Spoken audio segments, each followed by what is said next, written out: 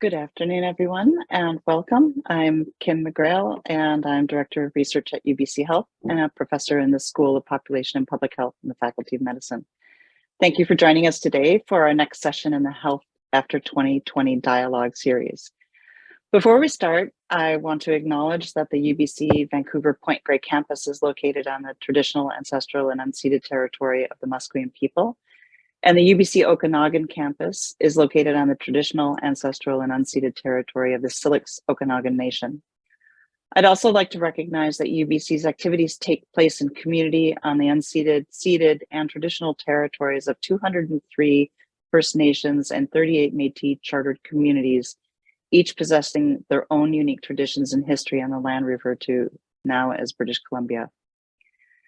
Today, I'm speaking to you from the traditional, ancestral, unceded territory of the Coast Salish people, the Squamish, Tsleil-Waututh, and Musqueam nations.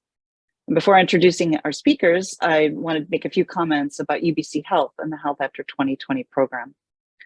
The UBC Health works under the Office of the Vice President of Health. We recognize the growing need for collaborations to address complex and interconnected problems facing society. We facilitate collaborations across disciplines, across faculties and campuses, as well as with health partners and communities. Our work enables us to improve the ways we collectively train people, the ways we develop knowledge, and how we shape policy. Our ultimate goal is to address inequities and improve systems that foster and support health. Through our initiatives, we aim to foster an active community of health research practice and mentorship. The UBC Health Dialogue Series brings together scholars, students, and community partners to discuss important topics related to the health and well-being of society and advance interdisciplinary knowledge translation. Our understanding of the determinants and experience of health and well-being has changed. In 2020, the COVID-19 pandemic accelerated some existing trends and put a spotlight on others, and we're now responding to the broad effects of the pandemic. We have the opportunity to learn from our collective experience and to think differently about how we define and value health, how we understand complex systems that produce health, and how we rise to the challenge of supporting equity and health across individuals, communities, and societies. In response to this opportunity, UBC Health developed Health After 2020, a program designed to support researchers to engage in interdisciplinary collaborations and build a community of UBC Health scholars. Through the development of research collaborations, academic outputs, cross-campus conversations, and open dialogue sessions, the program convenes and informs people at this inflection point in our society created by the COVID-19 pandemic. 8 interdisciplinary teams have been funded during this inaugural year to advance and disseminate the collaborative research, which includes leading a dialogue session. So today is the next session in our Health After 2020 dialogue series, and it's titled Post-COVID-19 Pandemic Long-Term Care Delivery System. Our speakers today are Amir Adestani, an assistant professor in the Faculty of Management at UBC Okanagan, Babak Tuzarkhani, an assistant professor in the School of Engineering in the Faculty of Applied Science at UBC Okanagan, and Puya Puraza, a student who's also in the School of Engineering, Faculty of Applied Science at UBC Okanagan. Please welcome Amir to start us off today. As Kim mentioned, I'm Assistant Professor of Faculty of Management, and I joined UBC Kelowna campus in January 2020. Before that, I worked as a healthcare operation management in McGill University, and I obtained my doctoral degree from HEC Montreal in the field of management science. Just as briefly explaining my research area, which may provide on insights about my research. So please go to my research areas in the intersections of healthcare, supply chain, sustainability, and business analytics. So simply speaking, the goal of my research is to integrate data in decision-making process to provide practical insight for decision maker and healthcare policymakers. From healthcare perspective, please go to the next one. In terms of methodology, I work in optimization and prescriptive analytics, including simulation and optimization. And from predictive modeling, I work with machine learning, big data, and predictive analytics models.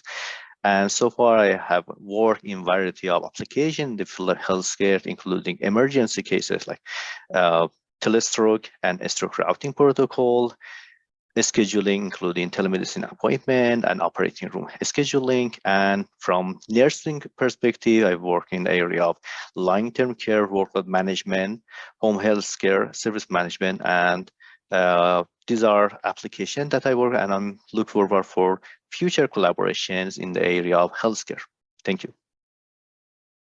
Hello, everyone. I'm Babak Tusarkani, Assistant Professor in the School of Engineering at UBCO. Before joining the UBC faculty, I was the Assistant Professor in Shannon School of Business, Cape Breton University. My PhD and MSc is Industrial Engineering from Toronto Metropolitan University. Formerly, it was the Ryerson University. And I also have the MBA in Finance Multimedia University. So based on my background, what I'm trying to do is to bridge the gap between the engineering and management.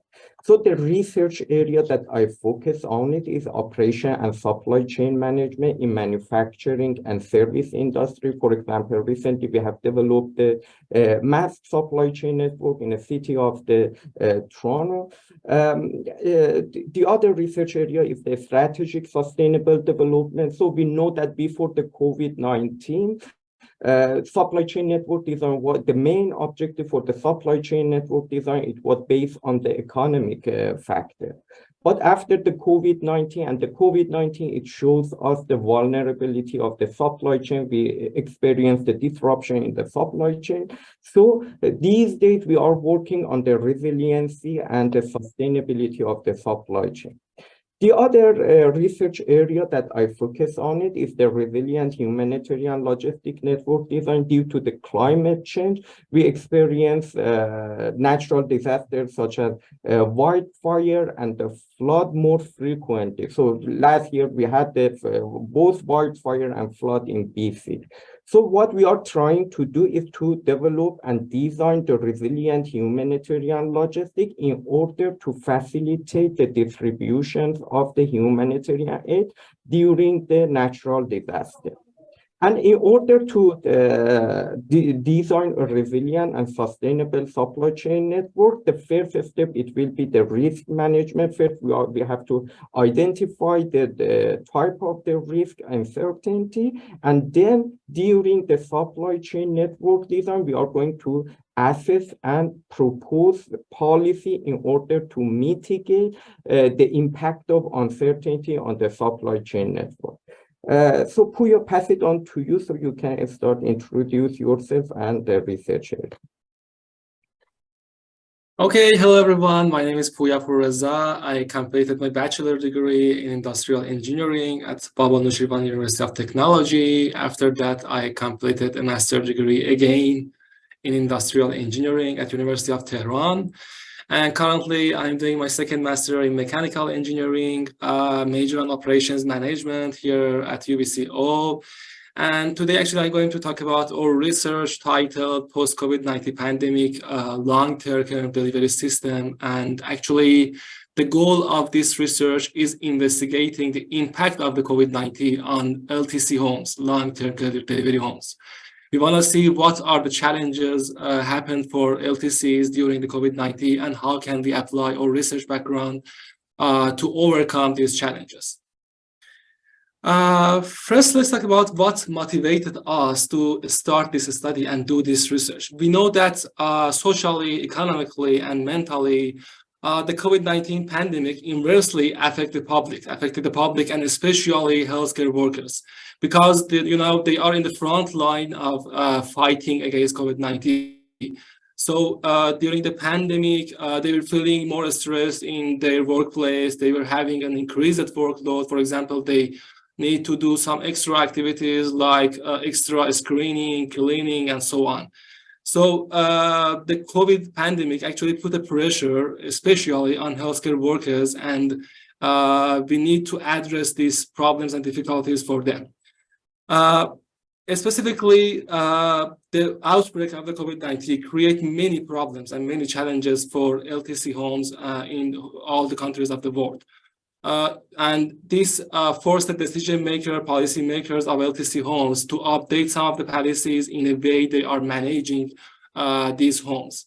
In Canada, this pandemic put a heavy price on LTC systems, and which resulted in many number of the deaths. So many studies have been actually conducted to deal with these challenges. Okay, let's look at some statistics about the impact of the COVID-19 in LTC homes in Canada. Between March 1, 2020 and August 15, 2021, over 56,000 residents and 22,000 staff in Canada's LTC were infected with COVID-19. And this resulted in more than 14,000 deaths. It's a really big number. And I think this number was only enough to motivate us to do this research and investigate those challenges and try to apply some optimization methods to overcome these challenges. And specifically in BC, this pandemic, deaths in LTC per 100,000 population were 2.6, 12.8, and 0.7 during 3 different waves of the pandemic. So it shows this pandemic affected the Canada's LTC homes, and it is not only about the Canada, it is about the whole world. And here is an interesting figure showing the impact of the COVID-19 again on LTC facilities in BC. Unfortunately, what it shows, it's not interesting, but it highlights the importance of doing this research. The first column of this figure shows the proportion of the population who are living, population and staff who are living and working in LTC homes in BC. And it's about 2%. So 2% of the population in BC are living and working in LTC homes. The second one is a proportion of the COVID-19 cases, including staff and residents in LTC homes, and it's about 5%. We can see there is a little increase from first columns to second one, and it's not surprising because, you know, usually the people who are living in LTC homes are older and they may have a weaker immune system, so they can easily get COVID-19. So it makes sense. But when it comes to the third column, you will be surprised. It shows number of the deaths, proportion of the deaths of the COVID-19 happened in LTC, and it's more than 50%. It means more than the 50% of the deaths happened because of the COVID-19 are related to LTC homes, and it's really surprising. And it shows how it is important to do some research to mitigate impact of the COVID-19 and reduce the number of the deaths in LTC homes. What are the exact number? Actually, the resident and the staff of the LTCs were 3.3 times more likely to get COVID. And it is 32.6 times more likely to die. And again, this number shows we need to do something about the challenges, the difficulties of the LTC homes. Okay, let's talk about some of these challenges, and before that, I want to actually talk about the new policy. This is a screenshot of the news about the updating policy that aims to stop the spread of the COVID-19 virus in Canada. The policymakers of the LTCs decided to update this policy in a way that they are prohibiting the LTC staff from working on multiple LTC facilities. It means after COVID-19, they are decided to prohibit the LTC staff, the nurses, from multiple visits. So they are only allowed to work on one LTC facilities. And let me explain it more with a simple example. What was the previous policy and what is the new policy? Consider a simple, small size LTC systems with 2 nurses and 2 LTC homes. So in the previous policy, we decided to allocate 1 nurses to LTC homes where there is a COVID-19 cases. So after visit, obviously this interaction would result in another nurse who infected with COVID-19. Then we decide to allocate the same nurse to another LTC homes that there is no COVID-19 cases. So after this interaction, this visit, we would have 2 high-risk LTC homes and 1 nurses with the COVID-19. Is it the end of the story? Unfortunately, I should say no. There may be another healthy nurse that we decide to allocate one of these LTC homes. So after visiting, the final result with this, we have 2 high-risk LTC homes and 2 infected nurses. And this is how the previous policy worked in BC and for LTC homes. In summary, this slide shows how the updated policy changed the way of staffing in BC. In normal situation, one nurse could visit several LTC homes without any limitations. But after revealing COVID-19, with the new policy, they are prohibited from having several visits and multiple visits. And they call this one high-risk site staffing policy. It was expected that the new policy would reduce the number of the COVID-19 deaths and cases, and actually, yeah, it did. But it also actually create many new challenges and difficulties for LTC homes that need to be addressed. Let's look at some of these challenges that in this study we are trying to address them. Simply speaking, the challenge is about staffing and scheduling, the decisions we made in staffing and scheduling problem. We know that by updating the policy, staff are not able to work on multiple locations, multiple LTC facilities. Also, during their service time, they may get COVID-19 and need to be isolated. So they may be unavailable to provide services for seniors in LTC homes. And it's actually make an availability problem of nurses. So it makes the allocation, the staffing decision, and the scheduling decisions more difficult. While it seems the staffing and the scheduling could be the same problem, but there is some difference between decisions that we made in the staffing and the scheduling problem. Actually, the staffing is about finding right staff. Here, I mean finding right nurse to allocate to LTC homes, and scheduling is about making sure that staff, that nurses show up at the right time. So yeah, they are integrated problem, but there is a completely different with, in terms of making decisions.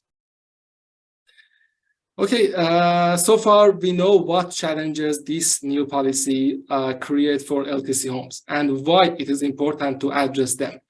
To overcome these challenges, in this study, we propose a nurse staffing and a scheduling problem under uncertainty, and we applied our research background in optimization and operational research to deal with the uncertainty and to solve the problem and provide the decision maker with optimal staffing and scheduling decision.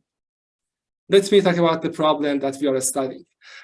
The goal of the staffing problem we are studying is fair allocation of nurses, of staff to LTC homes, and fair scheduling considering that one high-risk staffing policy, I mean the new policy. It is also important, let me talk about the fair allocation and staffing scheduling in next slide. Before that, I should say it is also important we should consider preferences of the staff and residents in LTC homes, because you know the ultimate goal is providing the residents, the seniors, with high quality services, and we want to make them satisfied by the services they are receiving. So it is important to consider the preferences of the staff and residents in our problem and in this problem. And finally, I think it is most important part. We need to consider service time uncertainty. Due to the many uncertainty sources, we cannot predict the exact service time, which can make the scheduling decisions more difficult to be made. So it is important to consider uncertainty about the service time and apply an uncertainty method to deal with this. So yeah, let's talk about those 3 keywords that I highlight: fair decision-making, uncertainty, and preferences. First, I'm going to talk about the fair decision-making and fair scheduling and staffing. The goal is make staffing and scheduling decisions to maximize the equity. But what I mean by the equity? Equity is about actually health equity is created when the people are given a fair opportunity to achieve their full health potential. Equity, I can say equity is one of the main goals in healthcare system. It is not about the LTC home. It is about many other units in the healthcare system. For example, hospitals, emergency units, home healthcare. So actually the decision maker always are looking to the ways to improve, to maximize the equity in healthcare system. So we need to address the equity also in this problem, in LTC problem.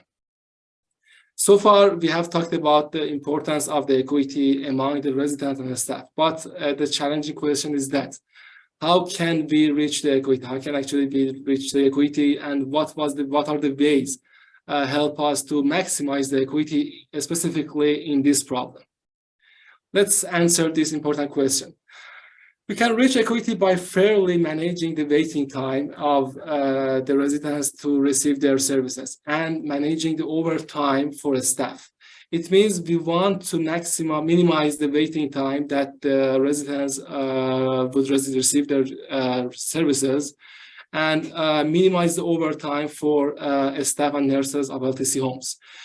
Actually, we don't want to have a long waiting time in one LTC homes and very short waiting time in another home. We need to make a balance and trade-off between different facilities, LTC facilities. And we also don't want to put pressure on some staff to work overtime while the other staffs have a free time during their shifts. So all is about the making balance. All is about the making balance to achieve the equity. And it would be happen by minimizing the waiting time in a fair way and minimizing the overtime for a staff. Okay, preferences. The residents may have some special preferences and special needs about their services. They want to be received.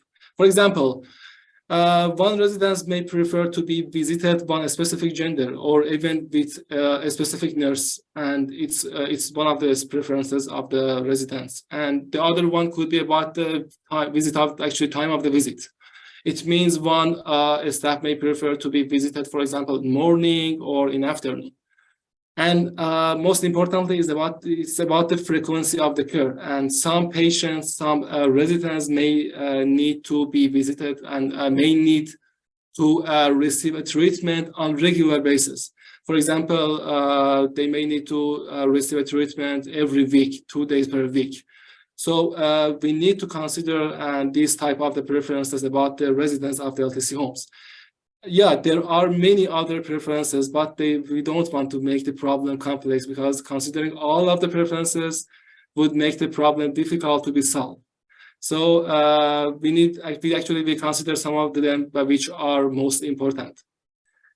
And also the staff may have some preferences regarding their tasks. For example, some may prefer to work full-time, some may prefer to work part-time.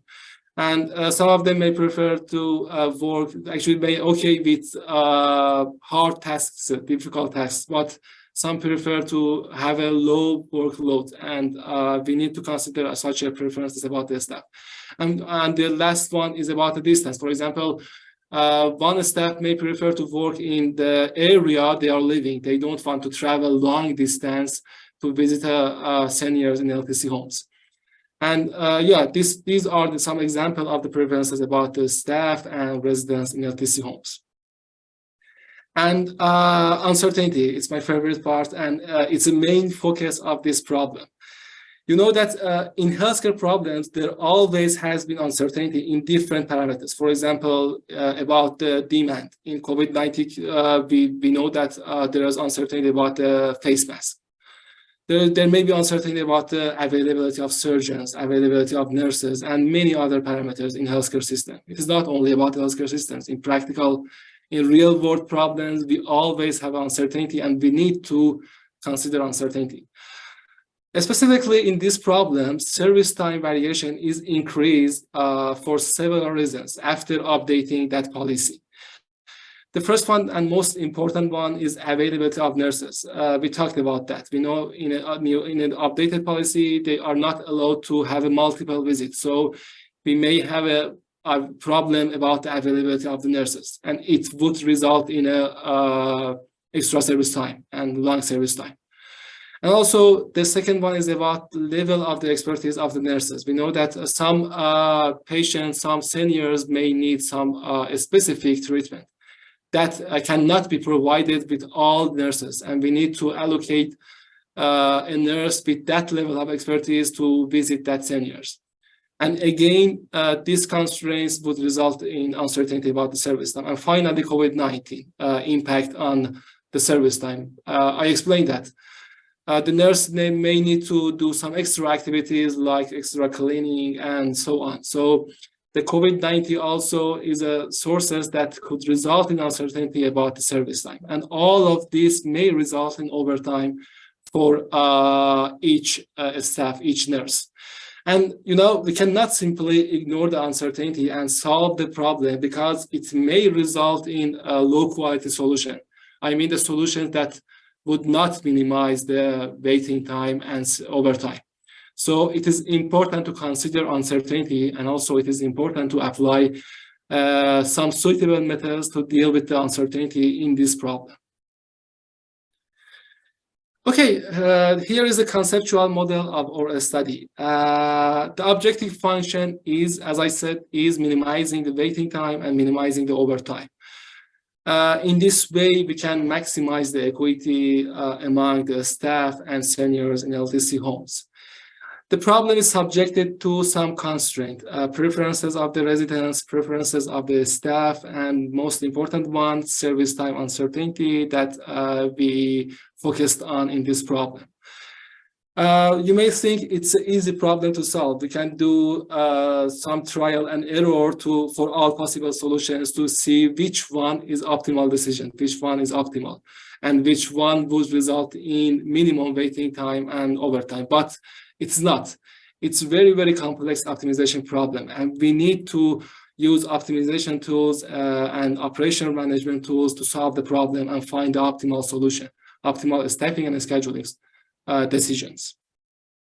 Let me explain it with a simple example about the complexity of the problem. For example, consider a small size LTC system with only 5 nurses and 10 LTC homes. The number of the possible solutions, possible ways of the allocations would be 5 powered by 10.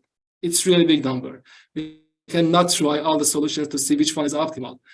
And this is where the optimizations can help us to solve the problem and find the optimal allocation and staffing and scheduling decisions. And also, it is not practical to make all staffing and scheduling decisions in only a single stage. I mean, we decide to allocate the nurses to LTC homes. We determine their scheduling, but after a visit in a service, during their service, we need to adjust some decisions. For example, consider a nurse that got the COVID-19 during their service in the LTC home. So we cannot easily allocate that nurse to another LTC homes in the next day. So it means we need to adjust our decisions. And it shows that the nature of the problem is two-stage. And in the optimization field, usually the two-stage problems are more complex than the single-stage problem. So we faced a very complex optimization problem, and we applied the optimization tools to solve this problem optimally. Okay, so far I talked, I wanted to summarize what we did in this study. This study addressed the staffing and scheduling problem under service time uncertainty to deal with the challenges of the new policy. A comprehensive framework, survey analyses, and mathematical simulation are used to address those challenges. And so far, we have formulated the two-stage LTC staffing and scheduling problem under uncertainty, and we applied exact solution methods and two-stage robust optimization method to deal with the service time uncertainty. And currently, we are analyzing the obtained result. Actually, we using some data analytics methods to analyze the obtained results. And in this way, we can provide some useful managerial insight for policymakers of LTC homes. And it would help them to make decisions more efficiently. And here is the staffing model. I'm not going through the details of this model, but if you have questions, I would be happy to answer using these slides. And yeah, that's it. Thank you so much for your attention. Great. Thank you so much to all of you for that. I'm going to invite any questions that might be coming from the audience for any of our three speakers. And maybe while we're letting people kind of come to that, so I understand where you are, or I think I understand what you're intending to do, but how far along is all of this development, and do you have some partners specifically that you're working with on this? Sure. We are still it's still an ongoing project. We are in the process of developing a model, as Puya thankfully clearly explained the mathematical model. We developed the model. We implemented on programming, and we are currently using hypothetical data, and we look forward to, we are still in contact with some collaborators in healthcare sector to test our data in real practice. As Puya indicated, in the optimizations model, we have several parameters and decision variables. So we consider we developed the optimization model based on the problem that Puya mentioned. But as the number of the problem and decision variable and parameter increases, we require to work on the multiple scenarios, add the multiple scenario in the optimization model, and the problem become more complex and complicated. So it takes time to develop the new algorithm in order to solve the problem. Thank you for that. Barb, please go ahead. Thanks. Thanks, guys, for the presentation. I work with Amir in faculty and management, and so always keen to try and get researchers working on new problems. Kim kind of asked the question of, how do we get this into the long-term care area and get data on the real sites? And so that was going to be my first question. I have a follow-up, but we really need to look at how do we implement some of these models, because even if we have the best plan, unless we figure out how to change something out there, then it's a little frustrating and a waste of time, right? Because we've known the staffing issues for a long time, but it's how do we find that pattern and then quickly match it in there. So try to push as fast as you can to get to that stage, because that certainly will then affect a much better change. My question for you guys is, and I do decision making and systems as well within healthcare. And when you're talking about fairness, you seem to be thinking that fairness was the same for everybody. So what occurred to me is that you might have to think about, in the model you get, prioritize the criteria, and fairness for who, right? So you're trying to minimize the budget, which is the overtime issue, and you're trying to minimize the wait time for people in that system, right? So that's the service delivery part. And so those are your two focuses. So maybe focus your fairness issue in thinking down to those two stakeholders, and see if you can't find some other qualities of, okay, how do you do that and balance it out, and then think, how would we implement this within those operations?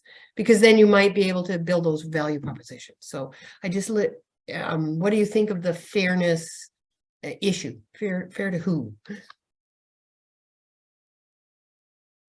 So if I can ask, I can answer this question. So based on my opinion and based on the model that the Puya indicates on the slide, it was the single objective. So we want to minimize the waiting time, the service, and the other objective that was the overtime. But let's assume that we have another objective. So the question and the type of the problem that we work on it will be the multiple objective or multi-objective problem. So one of those objectives, it can consider the fairness and how the service or how the nurse can be allocated to every patient based on their different preferences. So it can be, we may add different constraint to the model. So as I earlier mentioned, that because of the nature of this problem, we divided this problem into multiple stages. The first stage is based on the minimization of the service time and the overtime. In the next stage, we are going to consider more objective, multiple objective. And then when we are going to run the model, there will be multiple solutions that we call it in the optimization, we call it trade-off solution or the non-dominated solution. So there will be multiple objectives, but based on the case, based on the scenario that we are dealing with, then we can choose the choose the answer or the solution that is appropriate for that environment and that time. Thank you. May I add one more piece? So thank you, Bar, for your question. So as you mentioned, there are several stakeholders, including nurses, care providers, and residents in LTC. What is important to consider is that we should consider equity from different ways, for example, workload equity, continuity of care for patients. And the most important piece when we have multiple stakeholders is to see that which one is the highest priority and which one can be compensated in presence of other cases. Simply speaking, which target is hard constraints and which one is soft constraint. That's why that we have some constraints that are hard constraint. It means that our model is patient-centric, and our target is to consider the other stakeholders and minimize, optimize the preference of a stakeholder. Those are good directions. Thank you. Janice, please go ahead. Thank you very much for your presentation. And actually the question I have, I think has been asked a bit in the chat there in, I think it was Anne Martin Matthews here is asking about, the focus being on nurses, but it's known that the vast majority of care is provided by, well, healthcare aides in particular, but also LPNs and also aspects within hiring arrangement, full-time, part-time. I think another layer there in terms of, you're mentioning across multiple homes, organizationally, like I myself am a research lead in long-term care and assisted living at Fraser Health. And so within our homes in our health authority, about 85, the minority are owned and operated by the health authority, and many are affiliated within other organizations. So just, I wonder to what extent you've connected with people in the sector, maybe to understand within some of those organizational nuances and that aspect, that question about partnering and getting your model in place and then partnering. Had you considered to connect maybe with the sector, learn maybe some feedback from their side, or do you maybe have some partners you've connected to that have informed their model? The other point where you mentioned, was it overtime and wait time? Wait time, is that of the staff in terms of waiting and being idle, or I'm not sure of what that those two domains. So if I start from the last question, so the waiting time is the waiting time to receive the service from the nurse. It means the waiting time for the patient, that how long they have to wait in order to receive the service. The other question that was related to the collaboration and in future research. So far we are in a preliminary stage. We did a literature review, we developed the model, and we are welcoming the collaborator or the other sector in order to provide us more data, and also it has the impact on the assumption of the model. So as I mentioned in the first stage, we consider the generic optimizations model, that how we can minimize the service time and the overtime. So those are the main objectives. So we do not consider that much the cost, because in the healthcare system, when we want to optimize, for us it doesn't matter the cost. It's the timing to receive the service. I mean, I'm talking in aspects of the patient, that how long they have to wait in order to receive the service. That is the main concept and main objective of this problem. But for sure, in the future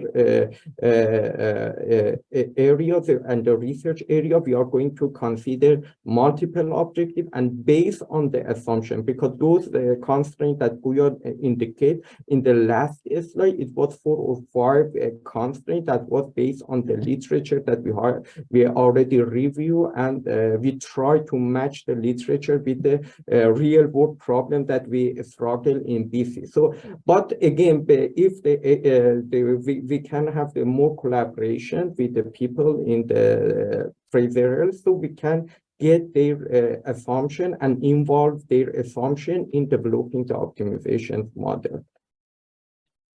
Okay, so you're thinking of that direction as well in terms of engaging with the sector too. Yes, for sure. We are welcoming any idea. So we are going to develop the model based on the new idea. Yeah, because I think it's the nuance in terms of, and I think very good point, like nurses are minority in terms of provider, and then, you know, mention a nurse cleaning up. A nurse would not be cleaning up. That would be another staff member. And in terms of service, what service and in what way, and that. So it's pretty complex.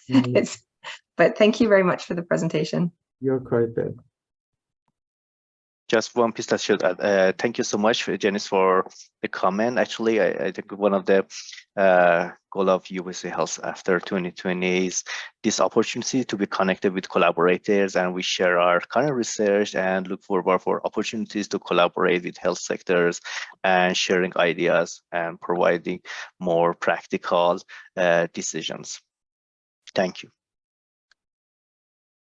So maybe I'll pick up on what Janice asked and push a little bit further into the question that Anne Martin Matthews put into the chat, which is, and I'll just frame it in this way, that there are multiple types of staff who are involved in providing direct care services. I mean, there's lots of other staff in long-term care facilities, but just if you just focus on the direct care, it would be care aides and LPNs and psychiatric nurses and RNs and maybe even some others. So would your model be able to accommodate the sort of ebb and flow or mix and match of all of those different kinds of staff? Because there's overlap in scope of practice, and so some of them can be complements and substitutes for one another. Or does that just like increase the complexity of the model to a degree that it becomes unwieldy, particularly for a scheduling kind of purposes?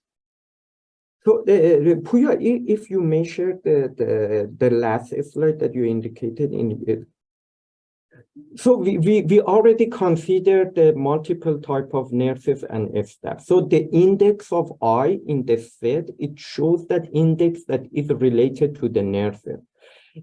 This one, it means that we are going to consider multiple type of nurses. It can be based on their level of the experience or based on the other factors. So we already considered that one. Okay, so this is expansible to other staff. Okay.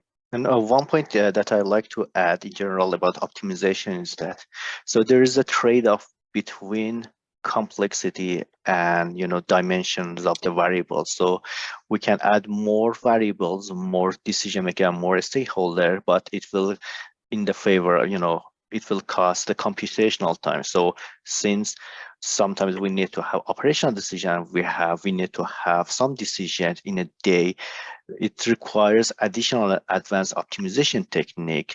And in order to make it practical for non-technical healthcare worker for that they are working with optimization, we need to provide and develop algorithms. So that could be the next steps after developing this optimization. Then we can add more dimensions and develop algorithms. I'd be curious as well whether there's an optimization limit in terms of the size of the home that you're talking about. Like it just would seem like scheduling and considerations for a 250 bed home is going to be quite different from a 50 bed home. So is that kind of factored into this, or does it not matter so as much as I think it might? You're right. Yeah, and the size of the, the size of the LTC, the number of nurses, the number of residents that we have will increase the complexity of the problem. But it's possible, nowadays, because of the recent advances in optimization, it's possible to solve it at least near optimally. And we can improve from the current. What we will compare is that we will improve at the end, compare our proposed model with the current practice. In this way, we can show that based on the algorithm that we have, how much improvement we can have. Thank you very much to our speakers for really a really interesting, engaging session. And to thank all of you for joining us. And I'd also like to make sure you're aware of the next session in our dialogue series. So on Friday, February 17, we're going to have Amanda Sloan-White, an adjunct professor in the School of Population and Public Health in the Faculty of Medicine at UBC. She's also working with the provincial overdose cohort at the BC Center for Disease Control. She's going to be presenting on branches of the same tree, using linked administrative health data to reduce illicit drug poisoning and improve the health of people released from incarceration. I'd also encourage you to sign up to the UBC Health newsletter so you're aware of other events and opportunities. Thank you again for coming today, and thanks again to our speakers.